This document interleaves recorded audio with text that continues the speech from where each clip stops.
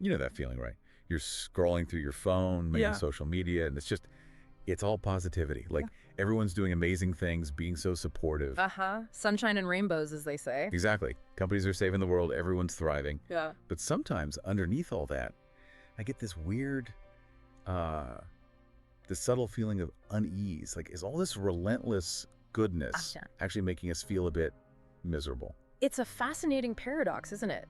We strive to build these societies, these cultures that value kindness, progress, all the right things sensibly. Yeah. Yet that very pursuit seems to generate its own kind of discomfort, Right. a friction. It really makes you question if the way we try to be good now is somehow, well, restrictive. That's it, restrictive. It feels like there's this unspoken deal in modern life. We're constantly encouraged, nudged really, to be our best selves, contribute positively, fit in.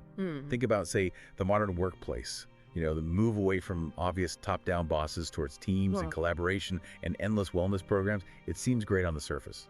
Right, it looks like progress. But what's really intriguing is how these apparently benevolent structures can also function as incredibly effective ways to regulate people. Social regulation, just softer. Right. Softer, how do you mean? Well, think about those wellness workshops or embracing the whole team spirit thing. It can subtly shift, can it, from being a nice extra, an optional perk, to something that feels, well, like an unspoken requirement. Okay, so if you don't participate. Exactly. If you opt out, it might not be seen just as a personal choice, like, oh, I'm busy, or it's not for me. It can be subtly framed or perceived as you not being a team player, maybe even deviating from the accepted norms, like a small moral failing within that specific office culture. Right, so it's not just about following the big, obvious rules anymore. It's like our everyday choices, even small ones, get loaded with this moral weight. Saying no to office yoga isn't just about your schedule. It could signal you're not committed to the, quote, collective good. Precisely. Yeah. And if you think about how societies have historically kept order, you know, it used to rely much more on explicit rules, clear punishments, thou shalt not. Yeah, very clear lines. Now, there seems to be a much greater emphasis on getting us to internalize those expectations, on shaping what we want to do in the first place. Okay. Let's take another area that seems, on the face of it, really progressive.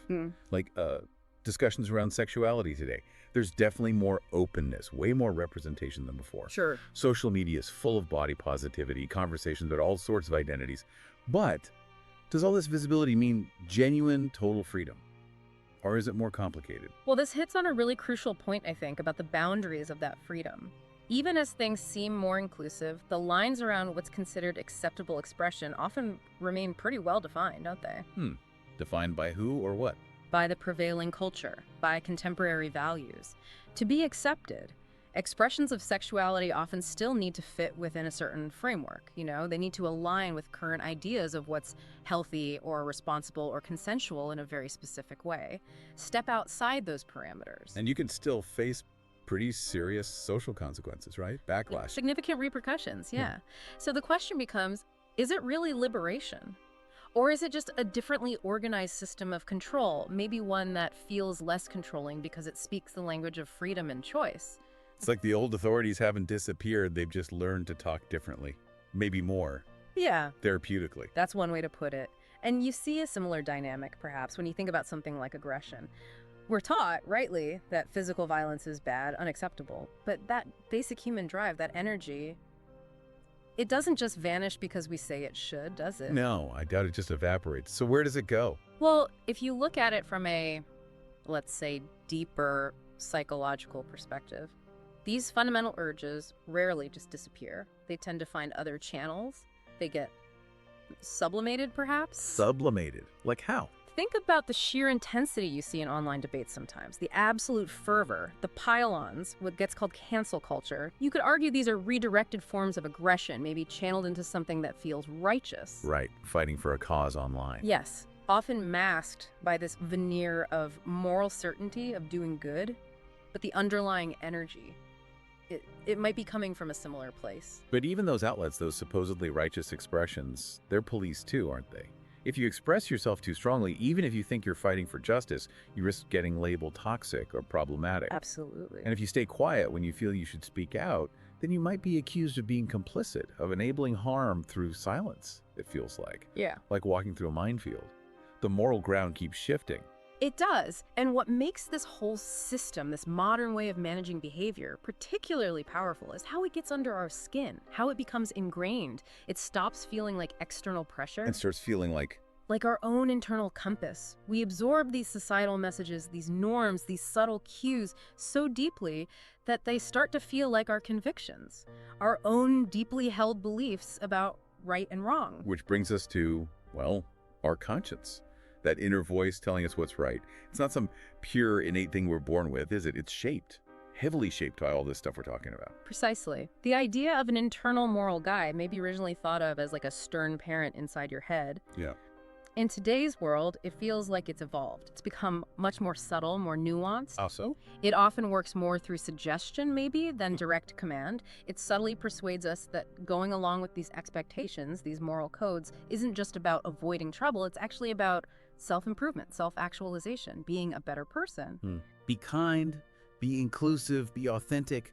All these things sound completely positive, unquestionable, almost. On the surface, yes, absolutely. But beneath these seemingly simple, positive instructions, there can be this powerful undercurrent of expectation, a kind of low-level, pervasive anxiety about accidentally stepping over these lines, these often unspoken boundaries. And that anxiety does keep things orderly, I suppose. But it must have a cost. It does seem to exact a toll. That constant low-level anxiety can stifle genuine disagreement, maybe discourage people from really questioning the norms everyone else seems to accept.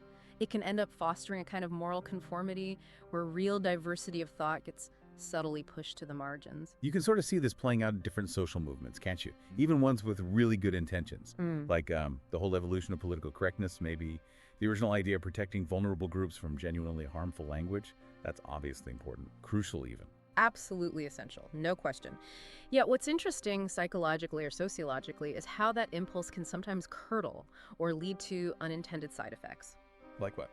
Well, by creating a very specific and often rapidly changing set of rules about what language is okay and what isn't, it can accidentally create a new kind of social hierarchy.